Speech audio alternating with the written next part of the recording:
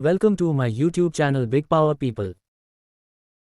आज हम बात करने जा रहे हैं गोपाल कृष्ण गोखले जी के जीवन के बारे में। गोपाल कृष्ण गोखले जी का जीवन परिचय। हम बहुत भाग्यशाली हैं कि हमें स्वतंत्र भारत में जन्म मिला। आज हम चाहे जो करने व बोलने के लिए स्वतंत्र हैं। भारत 2 सदी तक अंग्रेजों का गुलाम रहा तथा 1947 आते आते न जाने कितनों वीरों ने अपने जीवन को अर्पित कर दिया। किसी ने जेल में यातनाएं सही तो किसी ने जनता को आंदोलित किया तो हजारों में आज़ादी की दीवानगी में फांसी के फंदे को कबूल किया। गोपाल कृष्ण गोखले भी ऐसे ही स्वतंत्रता सेनानी थे। आज हम गोपाल कृष्ण गोखले की जीवनी इतिहास जानेंगे।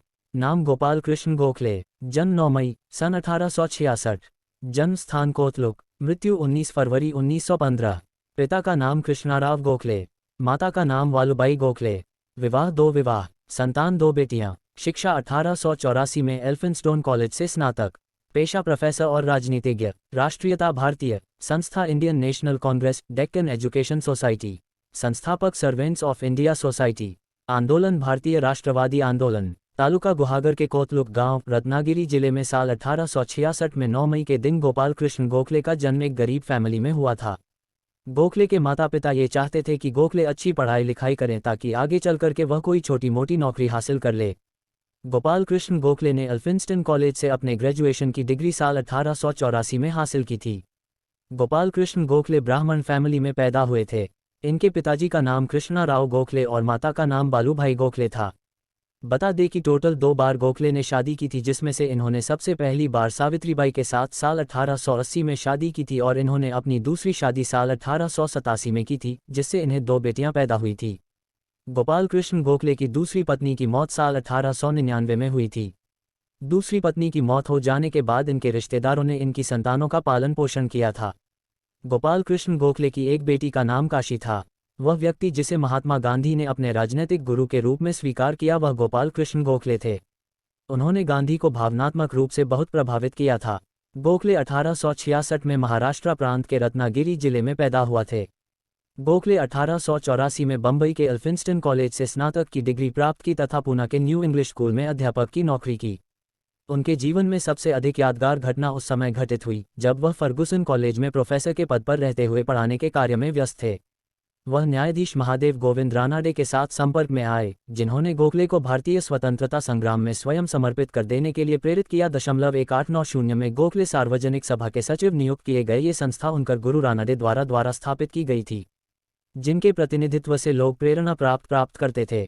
6 वर्ष बाद उन लोगों ने दक्कन सभा की स्थापना की, जिसका उद्देश्य कल्याणकारी कार्यों को बढ़ावा देना था, जैसे अकाल और प्लेग की महामारी के दौरान लोगों को राहत देना तथा भूमि सुधार के कार्य व स्थानीय स्वायत्त सरकार की स्थापना आदि को महत्व देना आदि। गोखले दक्कन सभा के प्रथम सचिव नियुक्त किए गए। गोखले और दूसरे बहुत से प्रतिष्ठित कार्यकलापों में भाग लेने लगे। उन्होंने इंग्लैंड में रॉयल कमीशन के सामने 186 पृष्ठ का एक गवाह पत्र रखा, जिसमें उन्होंने वर्णन करते हुए लिखा था कि कैसे हमारा देश ब्रिटिश सरकार के हाथों दुर्व्यवस्था स्वरूप वित्तीय व प्रशासनिक समस्याओं के साथ कष्टपूर्ण जीवन जी रहा है। 1899 में बम्बई प्रेसिडेंसी के केंद्रीय विभाग में नगर निगम का प्रतिनिधि बनने के बाद उन्होंने एक राहत कार्य की योजना बनाई ताकि अकाल पीड़ित किसानों की सुरक्षा के साथ साथ उनकी मदद भी की जा सके। भूमि हस्तांतरण विधेयक पर प्रचंडतापूर्वक आक्रमण करते हुए प्रशासन को आज्ञा दी कि जिन लोगों ने भूमिकर या किसी तरह के बकाया को वापस नहीं किया है उसकी जमीन का कब्जा कर लो। गोखले ने इसका विरोध करते हुए परामर्श दिया कि भूमि पर कब्जा करने की बजाय उसके विकल्प के रूप में सहकारी क्रेडिट बैंक व बैंकों की स्थापना की जाए, जिससे किसानों की भूमि को बंधक या गिरवी रखकर उन्हें ब्याज के पैसे दे सके। वे इस बात के सख्त विरोधी थे कि नगर निगम या नगर पालिकाओं में जातीय आधार पर प्रतिनिधित्व दिया जाए। ब्रिटिश विधान परिषद के सदस्य बनने पर 1901 में गोखले ने इस बात पर प्रबल जोर दिया कि ग्रामीण गरीबी उन्मूलन, शिक्षा कर, सुरक्षा व्यय तथा नमक पर कर आदि संबंधी निर्णय को उचित रूप से प्रभावित किया जाए।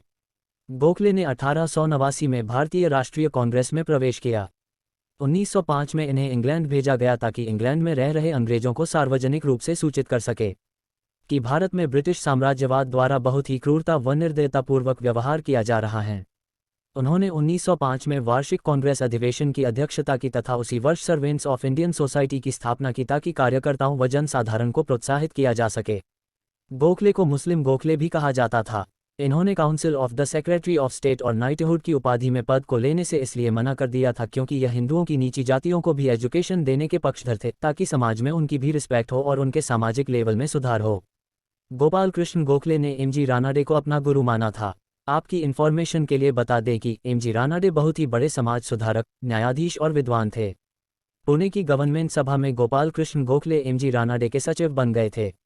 गोपाल कृष्ण गोखले के टैलेंट को देखते हुए साल 1905 में इन्हें कांग्रेस के प्रेसिडेंट का पद दिया गया, जिसके बाद गोपाल कृष्ण गोखले ने सर्वेंट ऑफ इंडिया सोसाइटी को स्थापित किया, जिसका उद्देश्य इंडियन लोगों को एजुकेशन के प्रति जागरूक करना और इंडियन विद्यार्थियों को शिक्षा देना था। गोखले ऐसा मानते थे कि जब भारत के लोग एजुकेशन हासिल करेंगे तब वह समाज के प्रति और भारत देश के प्रति अपनी जिम्मेदारी को समझेंगे और उसका पालन करेंगे। गोखले के द्वारा स्थापित इस सोसाइटी ने कई अन्य नए कॉलेज और स्कूल की स्थापना भी की थी, ताकि अधिक से अधिक भारतीय विद्यार्थी एजुकेशन हासिल कर सके और भारत के विकास के प्रति अपना योगदान दे सकें। महात्मा गांधी से गोपाल कृष्ण गोखले की मुलाकात साल 1896 में हुई।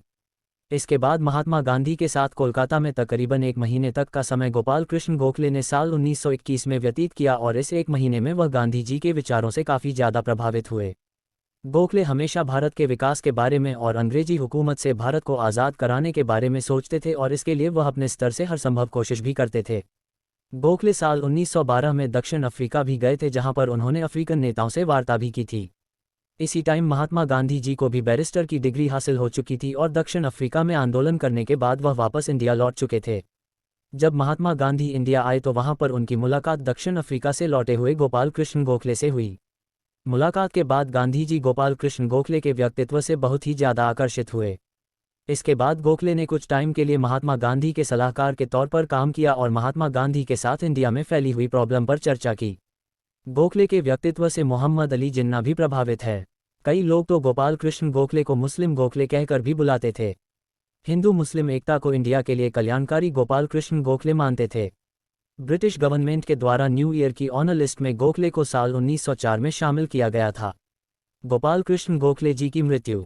गोखले को अपनी जिंदगी के आखिरी टाइम में अस्थमा, डायबिटीज और कार्डियक जैसी बीमारियों ने काफ़ी परेशान कर दिया था और इस प्रकार लगातार बीमारी से ग्रसित होने के कारण महाराष्ट्र राज्य के मुंबई शहर में साल 1915 में 19 फरवरी के दिन गोपाल कृष्ण गोखले की मौत हो गई। ये थी गोपाल कृष्ण गोखले जी के जीवन की कहानी। हम ऐसी ही और कहानी लाते रहेंगे, हमारे साथ ऐसे ही जुड़े रहे।